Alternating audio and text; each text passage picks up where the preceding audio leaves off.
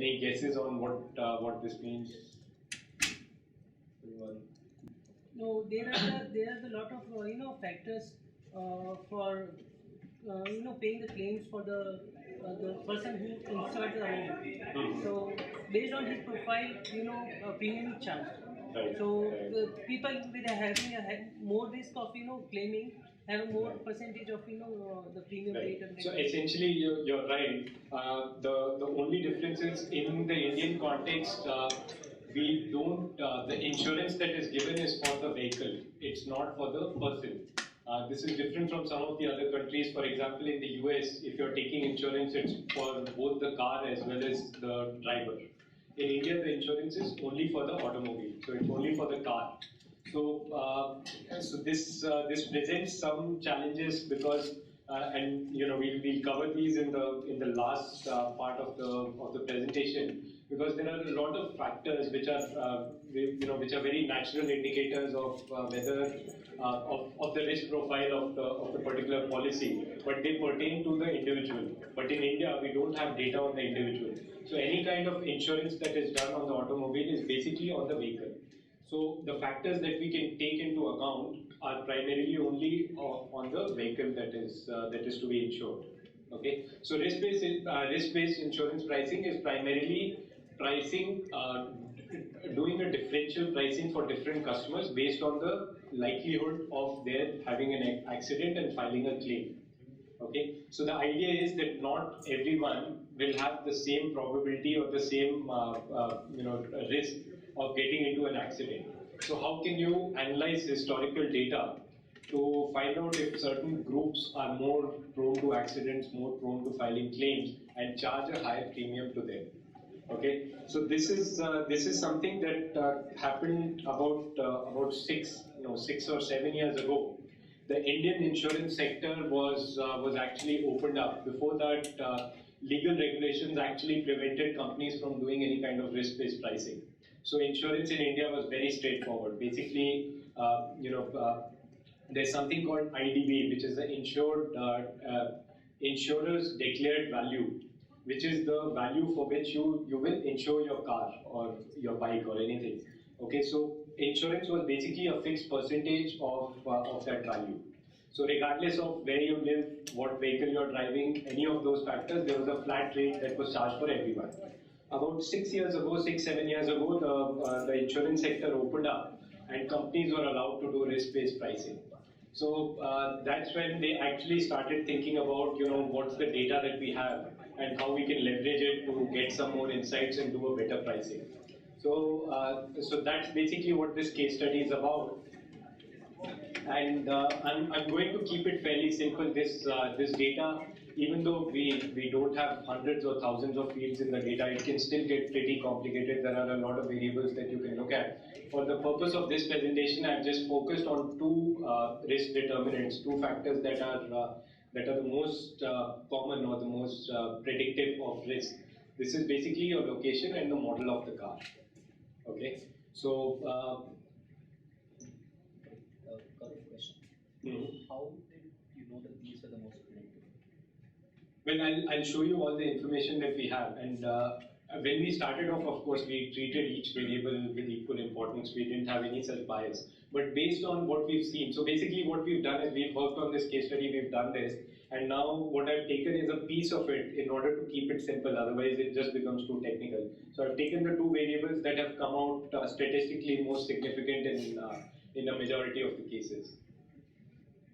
And so this is just a snapshot of just a glimpse of the kind of data that is there. Again, this data has been cleaned up. This has been we've simplified it. But essentially, you have a policy number which is a unique identifier for each policy, and you have information about the vehicle. You will notice that there is no information about the driver here. That's again because legal regulations prevent the insurance company from collecting any such information, or even if they do collect it, using it for any kind of risk-based pricing. So you will only see vehicle attributes here. So you see the manufacturer, the model, the year in which the car was manufactured. The field IDV, where you see all these numerical values, is basically the value for which the car is insured for. Okay. Then you have the city, the state, the region, the amount of claim. Okay, so again, normally your policy data and your claim data are two different data sets. What we've done is we've just combined the two. So you can see for some of the policies there are claim values. So these are cars which entered into an accident and there was a claim that was filed and this is the value that the companies paid. Okay, so this is all historical data. You can see the cubic capacity of the engine, whether there was a claim or not, the manufacturer model, and the last column here is the premium. This is the amount that the person is paying on an annual basis. This is the insurance premium. So this is basically the data that we had. Okay. And the typical modeling methodology, I'm sure all of you are. Yes. Where do you get the data from? From the insurance company? Yes, yes.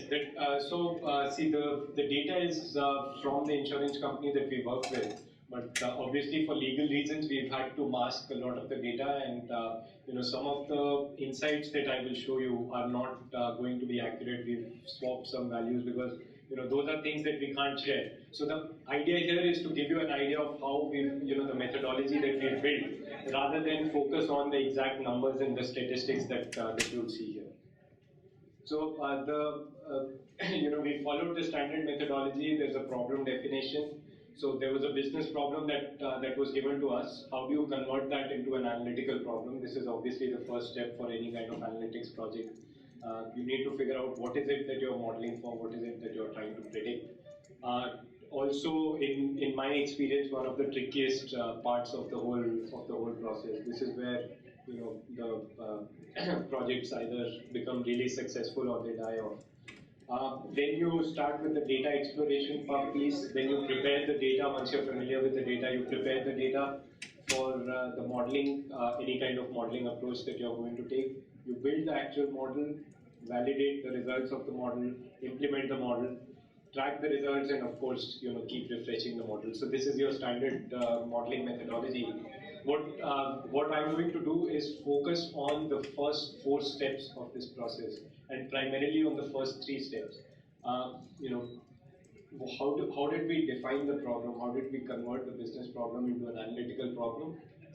Data exploration, data preparation, and different kinds of modeling approaches that can be taken.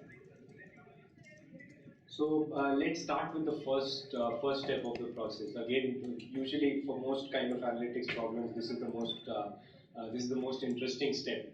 So problem definition. So this is basically the problem that was given to us by the business. Your premium is what the insurance company is charging for insuring the car. So this is what you're paying to the insurance company. Is X percentage of IDV. So premium is a fixed percentage of the value that you've declared for your car. Okay. This X is the rate that is assigned by the company. Essentially, what we have to do is determine the optimal level of X. Okay. So till now, the company has been using a flat rate X that they've been charging for all models, all locations, everything. Now, what they're trying to do is come up with different values of X for different models based on the risk profile. Okay, so this is essentially what the business told us. Now there are a couple of questions here. What is the revenue of the insurance company? So if I were to ask you, what is the revenue stream for the insurance company? What is it that they're making money from? Insurance policy? From the premiums, exactly. So the revenue is, if we just simplify things for the sake of understanding, so the revenue for the insurance company is basically the premiums that are coming in, right? And what is the cost? Cost is the claims. Yeah. There is of course some administrative cost, marketing cost, and all of that. For the purpose of this analysis, we don't need to get into that. We have a very simplified situation where the premium is the revenue and the claims is the cost. Right?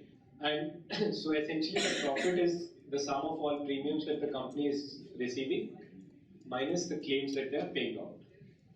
Right? And if we just manipulate this equation, so the premium essentially comes out to be the claim that is paid out plus the profit that you want to keep, right? So essentially, what is it that the company is trying to do? They are trying to predict. So in terms of the analytical approach, what we are doing is we are predicting the claim as a percentage of IDV.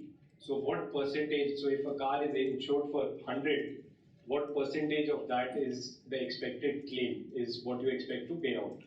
And once we've defined claim as Y percentage of IDV, then there's a delta that we can add to it, that's a business decision on what amount of profit they want to keep, and we can decide on X, right? So given the problem that the business had, this is how we just converted it into an analytical problem. So now the goal of our exercise is to predict claim as a percentage of IDV. Okay, so just some high-level data exploration. Any new kind of data, the first step that you will do is summarize the data in order to understand it. So this is a table where essentially we had 41,096 policies. This is the data that we had. Out of these policies, 7,702 had actual claims. And the total premium received by the company on these policies is 435 million rupees, 43.5 crores. The premium as a percentage of IDV at the macro level, aggregate level, is about 2.78%. So this is what the company is receiving. Total claims paid out 375 million. Claim as a percentage of IDV 2.4%. Okay.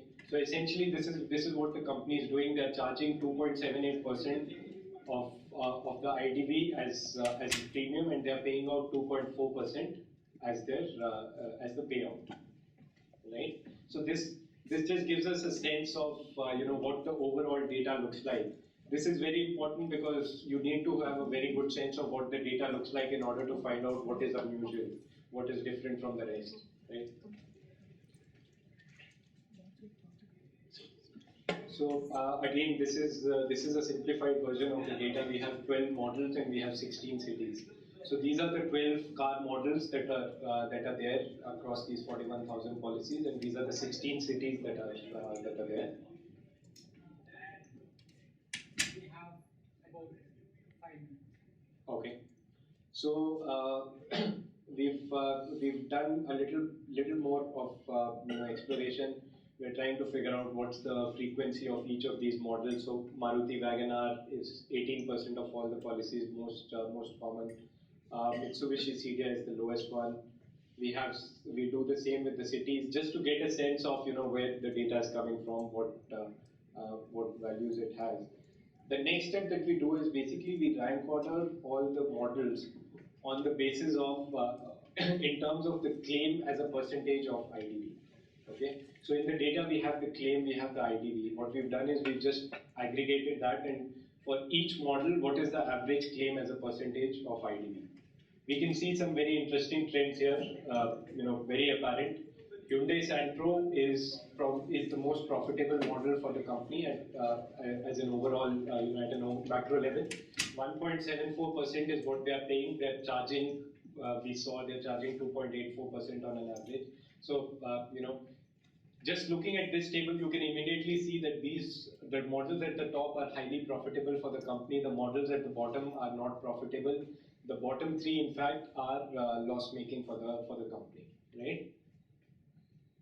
We've also classified them into low, medium, high. We've done the same with the cities. Again, you can see some trends. There are some cities which are highly profitable. There are some cities which are actually loss-making. And if you just look at the names, you can see that some of the smaller cities are very profitable. The larger cities tend to be unprofitable. Intuitively makes sense because the larger the city, the more the traffic, the more likelihood you have of getting into an accident. So immediately you can see, if you look at the previous table and if you look at this, the company should probably charge a higher price for SUVs. You can see Tata Safari and Scorpio there right at the bottom. So SUVs tend to be more risky than the rest of the population. Similarly, bigger cities tend to be more accident prone than the rest of the population. What we've done is we've taken a very simplistic approach here. We've clubbed all the models into high, medium, and low. We've clubbed all the cities into high, medium, and low, and we've just taken a 3 by 3 matrix: high, high, high, medium, high, low, medium. Those 9 combinations, and you can clearly see the difference here in terms of what the company is paying out as a percentage of IDV. So for the company now, it makes sense to charge a higher rate for any Tata Indica or Honda Accord or Tata Safari or Scorpio that comes from these cities, right? So they can have a differential pricing based on the model that you have and the city that you're coming from, and you can have different prices. So if there's a Ford Figo that comes from Jalandhar, you can charge a much lower rate because you know that the likelihood of paying out a claim is that much lower, right? So this is the first step that we've done. Now there are obvious problems with this approach. Anyone would like to point out the problems with this approach? People might register. Sorry? People might register somewhere and then they might drive a different city. Okay, yeah. Just this approach as a model. Yeah. There are a lot of other factors like the age of the vehicle. Right. No, I assume, see, when we did the actual model, the age of the vehicle came out as a significant factor that was put in. I have not taken that because I didn't want to show a 3 by 3 matrix. It's just easier to show it with 2 variables. So assuming that this is all the information, there's a very obvious problem with this model that you can see here. It's an aggregated model. Okay, so Guwahati and Gurgaon are cities that are high-risk cities, right? And Tata Indica and Honda Accord are models that are high-risk models. But that doesn't mean that a combination of Guwahati and Tata Indica is necessarily a high-risk model, right?